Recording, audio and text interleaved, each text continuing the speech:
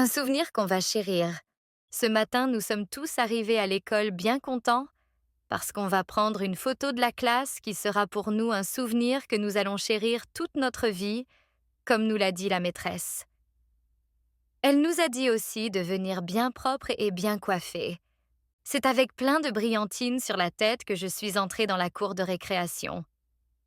Tous les copains étaient déjà là et la maîtresse était en train de gronder Geoffroy qui était venu habillé en martien. Geoffroy a un papa très riche qui lui achète tous les jouets qu'il veut. Geoffroy disait à la maîtresse qu'il voulait absolument être photographié en martien et que sinon il s'en irait. Le photographe était là, aussi, avec son appareil, et la maîtresse lui a dit qu'il fallait faire vite. Sinon, nous allions rater notre cours d'arithmétique. Agnan, qui est le premier de la classe et le chouchou de la maîtresse, a dit que ce serait dommage de ne pas avoir arithmétique, parce qu'il aimait ça et qu'il avait bien fait tous ses problèmes. Eudes, un copain qui est très fort, voulait donner un coup de poing sur le nez d'Agnan, mais Agnan a des lunettes et on ne peut pas taper sur lui aussi souvent qu'on le voudrait.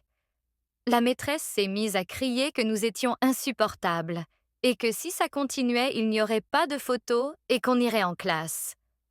Le photographe, alors, a dit « Allons, allons, allons, du calme, du calme. Je sais comment il faut parler aux enfants, tout va se passer très bien. » Le photographe a décidé que nous devions nous mettre sur 3 rangs. Le premier rang assis par terre, le deuxième, debout autour de la maîtresse qui serait assise sur une chaise, et le troisième, debout sur des caisses. Il a vraiment des bonnes idées, le photographe. Les caisses, on est allé les chercher dans la cave de l'école. On a bien rigolé, parce qu'il n'y avait pas beaucoup de lumière dans la cave, et Rufus s'était mis un vieux sac sur la tête et il criait « Ouh, je suis le fantôme !» Et puis, on a vu arriver la maîtresse. Elle n'avait pas l'air contente, alors nous sommes vite partis avec les caisses. Le seul qui est resté, c'est Rufus. Avec son sac, il ne voyait pas ce qui se passait et il a continué à crier « Ouh, je suis le fantôme !» Et c'est la maîtresse qui lui a enlevé le sac. Il a été drôlement étonné, Rufus. De retour dans la cour, la maîtresse a lâché l'oreille de Rufus et elle s'est frappé le front avec la main. « Mais vous êtes tout noir, » elle a dit. C'était vrai. En faisant les guignols dans la cave, on s'était un peu sali. La maîtresse n'était pas contente, mais le photographe lui a dit que ce n'était pas grave. On avait le temps de se laver pendant que lui disposait les caisses et la chaise pour la photo. À part Agnan, le seul qui avait la figure propre, c'était Geoffroy, parce qu'il avait la tête dans son casque de martien qui ressemble à un bocal. « Vous voyez ?» a dit Geoffroy à la maîtresse. « S'ils étaient venus tous habillés comme moi, il n'y aurait pas d'histoire. » J'ai vu que la maîtresse avait bien envie de tirer les oreilles de Geoffroy, mais il n'y avait pas. De prise sur le bocal. C'est une combine épatante, ce costume de martien. Nous sommes revenus après nous être lavés et peignés. On était bien un peu mouillés, mais le photographe a dit que ça ne faisait rien, que sur la photo, ça ne se verrait pas. Bon, nous a dit le photographe. Vous voulez faire plaisir à votre maîtresse? Nous avons répondu que oui, parce que nous l'aimons bien la maîtresse. Elle est drôlement gentille quand nous ne la mettons pas en colère. Alors, a dit le photographe, vous allez sagement prendre vos places pour la photo. Les plus grands sur les caisses, les moyens debout, les petits assis. Nous, on y est allés et le photographe était en train d'expliquer à la maîtresse qu'on obtenait tout des enfants quand on était patient. Mais la maîtresse n'a pas pu l'écouter jusqu'au bout. Elle a dû nous séparer parce que nous voulions être tous sur les caisses. « Il y a un seul grand ici, c'est moi !» criait Eudes, et il poussait ceux qui voulaient monter sur les caisses. Comme Geoffroy insistait, Eudes lui a donné un coup de poing sur le bocal et il s'est fait très mal.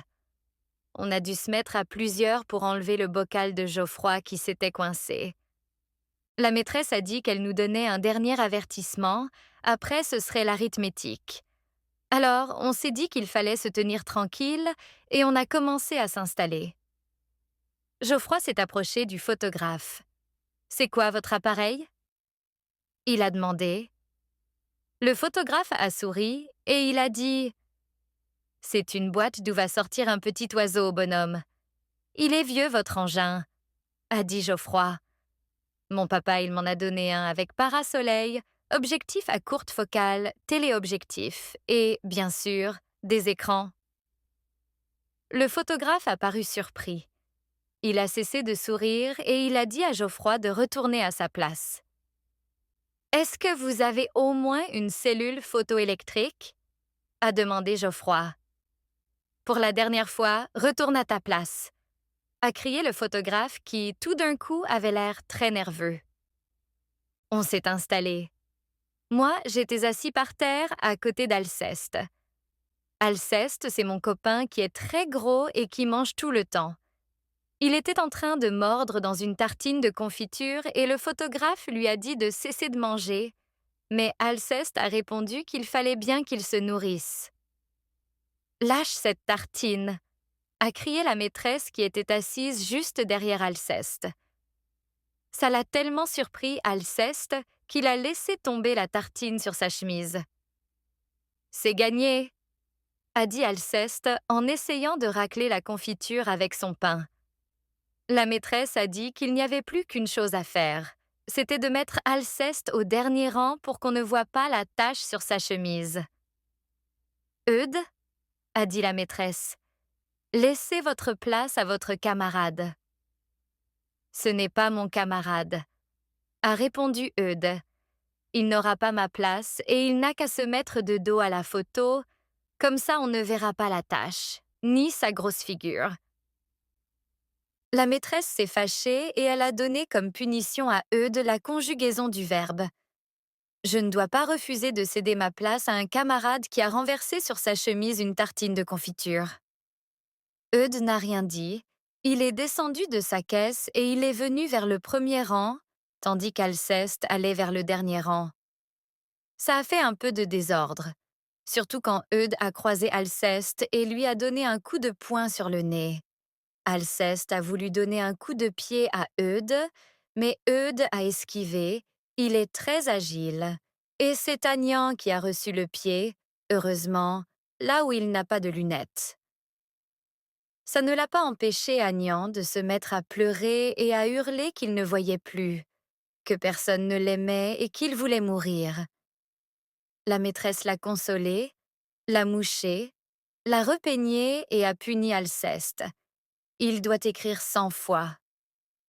Je ne dois pas battre un camarade qui ne me cherche pas noise et qui porte des lunettes. C'est bien fait, a dit Agnan. Alors, la maîtresse lui a donné des lignes à faire, à lui aussi. Agnan, il a été tellement étonné qu'il n'a même pas pleuré. La maîtresse a commencé à les distribuer drôlement. Les punitions, on avait tous des tas de lignes à faire et finalement, la maîtresse nous a dit: Maintenant, vous allez vous décider à vous tenir tranquille. Si vous êtes très gentil, je lèverai toutes les punitions.